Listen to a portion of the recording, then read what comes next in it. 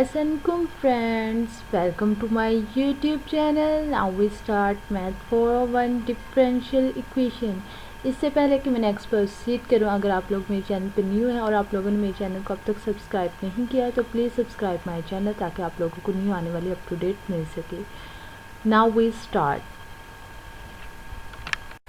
Lecture number 5. In this lecture, we will discuss exact differential equation. Let us first rewrite the given differential equation. सबसे पहले हम rewrite करते हैं जो हमारे पास इक्वेशन होती है, यानी डिफरेंशियल इक्वेशन को हम इस फॉर्म में राइट करते हैं dy over D X is equal to F X Y, और जो इसकी अल्टरनेटिव फॉर्म होती है वो हमारे पास होती है M X Y D of X plus N X Y D of Y is equal to zero, where F of X Y is equal to, अगर हम इसे इस फॉर्म में राइट करें तो ये इस तरह से हमेशा होगी minus M X Y over N X Y. This equation is an exact differential equation if the following condition is satisfied. अगर हमारी इक्वेशन जो है वो एग्जैक्ट इक्वेशन होगी अगर ये वाली कंडीशन हमारी पूरी हो, partial M over partial Y equal हो partial N over partial X के, यानी एम का derivative with respect to Y लें और एन का derivative with respect to X लें. अगर ये इक्वल आ जाए तो हमारी जो इक्वेशन है वो एग्जैक्ट इक्वेशन है. अब हम देख लेते हैं इसे. This condition is exact necessary the existence of the function F of X Y such that, ये देखिए अगर हमारे पास ये function partial F over partial X equal होगा M X Y, partial F over partial Y equal होगा N X Y का. अब हम इसका सोल्यूशन देखते हैं और इसके स्टेप देखते हैं हमने क्या क्या करने हैं इस इक्वेशन में. सबसे पहले हमारे पास फर्स्ट स्टेप है. फर्स्ट स्टेप हमारे पास है check that the equation is exact by verifying the condition. पहले हमने चेक करना है जो हमारे पास इक्वेशन है वो एग्जैक्ट है या नहीं है, फिर हमने सबसे पहले ये वाली कंडीशन को चेक करना है. अगर तो ये हमारी इक्वल है तो ये हमारे पास क्या होगी एग्जैक्ट इक्वेशन, अगर ये हमारी इक्वल नहीं है तो ये हमारे पास एग्जैक्ट इक्वेशन नहीं होगी. पहले के बाद हमने कंडीशन चेक कर लेनी है. फिर second write down the system, हमने इसे राइट करना है इस फॉर्म में partial F over partial X write करना है और ये इक्वल होगा एम एक्स वाई के. Partial F over partial Y बराबर है एन एक्स वाई. फिर integrate either first equation with respect to X और second equation with respect to Y.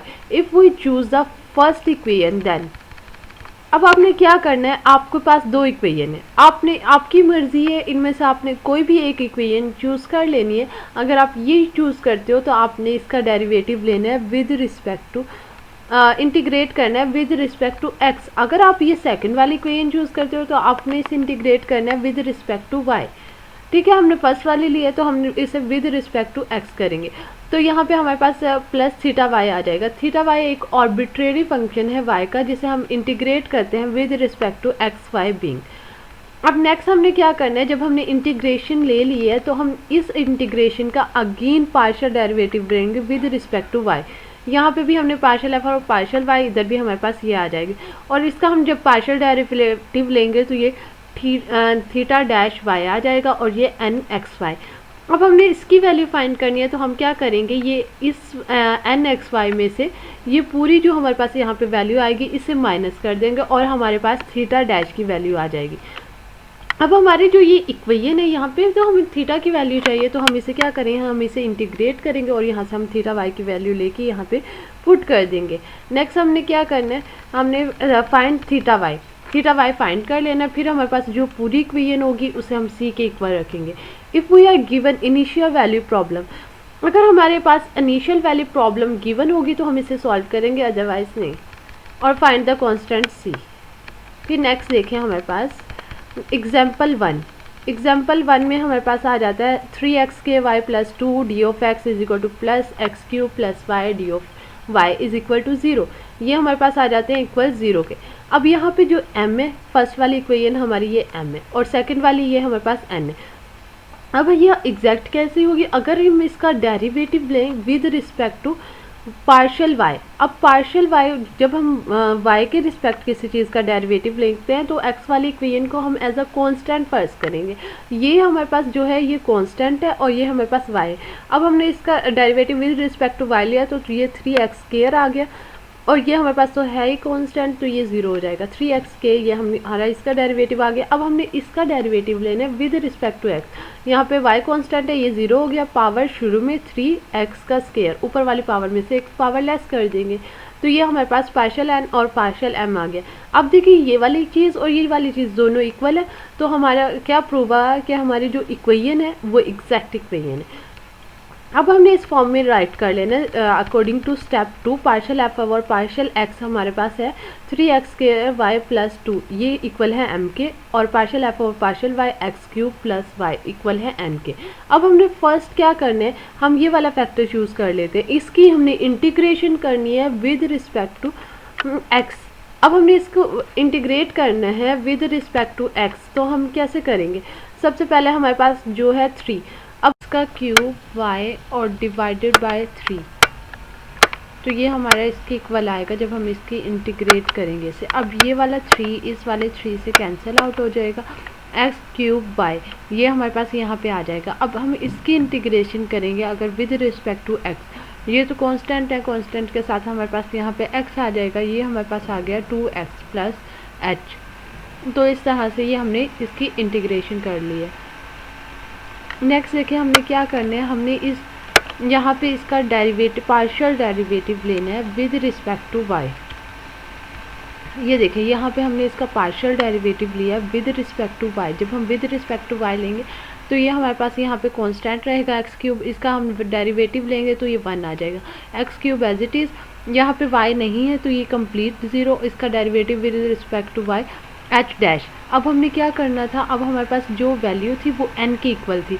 अब हमने यहाँ पे n की वैल्यू लिखी, n में से ये जो हमने इसका इंटीग्रेशन की और फिर पार्शियल डेरिवेटिव लिया, इस वैल्यू को हम लेके चले जाएंगे इस साइड पे, यानी जो n की वैल्यू।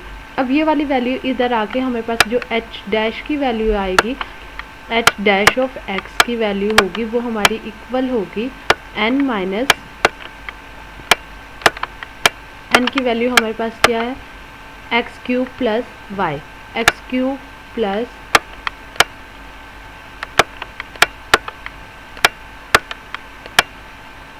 वाई। अब हमने इसे माइनस कर देना है m की वैल्यू, m की वैल्यू है minus X cube, minus X cube. अब ये देखें ये वाली वैल्यू इस वाली वैल्यू से कैंसिल आउट होगी और बाकी हमारे पास एच डैश की जो वैल्यू बची है वो y के इक्वल आ गई। ये देखें H dash is equal to Y, ये हमारे पास आ गई है y की वैल्यू के इक्वल।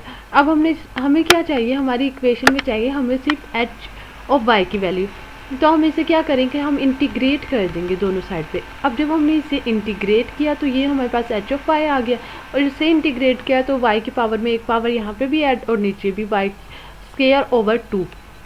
अब हमने हमारे पास एग्जैक्ट इक्वेशन ये थी X cube Y plus 2x plus H की वैल्यू ये है हमारे पास वाई स्क्वायर प्लस 2, हमने ये यहाँ पे पुट कर देनी। अब हमारे पास इसमें नेक्स्ट हमने क्या करना है, हमने इस पूरी वाली वैल्यू को सी के इक्वल राइट कर देना है। ये देखिए नेक्स्ट हम यहाँ पे इसे हमने सी के इक्वल राइट कर दिया। अगर हमारे पास दो इक्वेशन होती है, यानी फर्स्ट को भी हम चूज़ कर सकते हैं और सेकंड को भी चूज़ कर सकते हैं, हमने फर्स्ट को चूज़ किया था इसमें। नेक्स्ट हमारे पास है solve the initial value problem, इसमें हमारे पास आ जाती है इनिशियल वैल्यू प्रॉब्लम। इसमें क्या करना है, हमने सेम वही चेक करना है। सबसे पहले हमने कंडीशन चेक करनी है कि partial m over partial y equal है partial n over partial x के। ये वाला हमारे पास है ये हमारे पास m के इक्वल है टोटल, और ये जो हमारे पास है ये इक्वल है n के। फिर नेक्स्ट हमने क्या करना है, हमने इसका डेरिवेटिव ले लेना है विद रिस्पेक्ट टू y। अब यहाँ पे देखिए ये y वाली 1 ही वैल्यू और ये बाकी x की वैल्यू ये हमारे पास कांस्टेंट है। अब हमने इसका लिया विद रिस्पेक्ट टू y, ये आ गया 2 sin x cos x, plus यहाँ पे हम y का लेंगे 2y sin x as it is, और पार्शियल n का लेंगे विद रिस्पेक्ट टू x। अब x की रिस्पेक्ट ले रहे हैं तो हम क्या करेंगे, ये वाली पावर स्टार्ट में 2 स्टार्ट में sin x, ऐसे ही इसमें से एक पावर लेस करेंगे तो sin आ जाएगा, sin की पावर 1, इसलिए हम यहाँ पे 1 राइट नहीं कर रहे। अगेन sin का डेरिवेटिव लेंगे तो ये cos of x plus 2y as it is, cos का डेरिवेटिव क्या होता है माइनस का sin x, माइनस माइनस यहाँ पे हो जाएगा हमारे पास प्लस 2y। ये देखें अब ये दोनों हमारे पास इक्वल है, तो ये हमारे पास क्या होगी, ये हमारे पास होगी एग्जैक्ट इक्वेशन। अब ये एग्जैक्ट इक्वेशन होगी, हम इसमें से एक इक्वेशन ले लेते हैं। हमने ये वाली इक्वेशन ले ली है 2 sin वाई एम की वैल्यू ले ली है हमने, partial F over partial X, 2 sine Y sine X cos X plus Y square sine X, ये हमने एम है और ये हमारे पास एन है। अब हम फर्स्ट ले रहे हैं विद रिस्पेक्ट टू एक्स, उसे इंटीग्रेट कर लेते हैं। ये देखिए अब हमने इसे इंटीग्रेट किया है, पहले हमारे पास क्या वैल्यू थी, ये देखिए 2y sign X cos of x. अब हमने इसे इंटीग्रेट कराया है तो हमारे पास क्या आ गया, हमारे पास आया y साइन स्क्वायर एक्स। अब देखिए यहाँ पे हमारे पास y तो कांस्टेंट था, y हमारे पास एज इट इज़ रहा। साइन का डेरिवेटिव क्या होता है, कोस, कोस मौजूद है तो हम साइन की पावर में एक पावर ऊपर भी ऐड कर देंगे और साइन की पावर में एक पावर नीचे भी ऐड कर देंगे, ये 2 से कैंसिल हो जाएगा तो ये हमारे पास y साइन स्क्वायर आ जाएगा। अब इसकी इंटीग्रेशन लेनी है with respect to x, y as it is रहेगा। साइन की इंटीग्रेशन क्या होती है, साइन की इंटीग्रेशन होती है माइनस कोस, इसलिए ये Y square minus cos F X plus H of Y आ गया। अब हमने इसको क्या करना है, हमने इसका ले लेना है partial derivative with respect to y. जब हम इसका y के रिस्पेक्ट पार्शियल डेरिवेटिव लेंगे तो ये हमारे पास क्या आएगा, ये तो कांस्टेंट होगा, ये y की जगह पे 1 आ जाएगा साइन स्क्वायर एक्स माइनस, अब इसका लेंगे हम 2y कोस ऑफ एक्स और h डैश ऑफ y।